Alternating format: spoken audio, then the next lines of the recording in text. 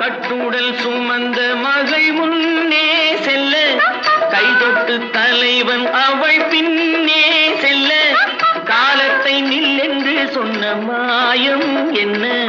காலத்தை நில்லென்று சொன்ன மாயம் என்ன கட்பட்டு கலந்து கொண்ட வேகம் என்ன கட்பட்டு கலந்து கொண்ட வேகம் என்ன இன்னும் சொல்லவோ இன்பம் இல்லவோ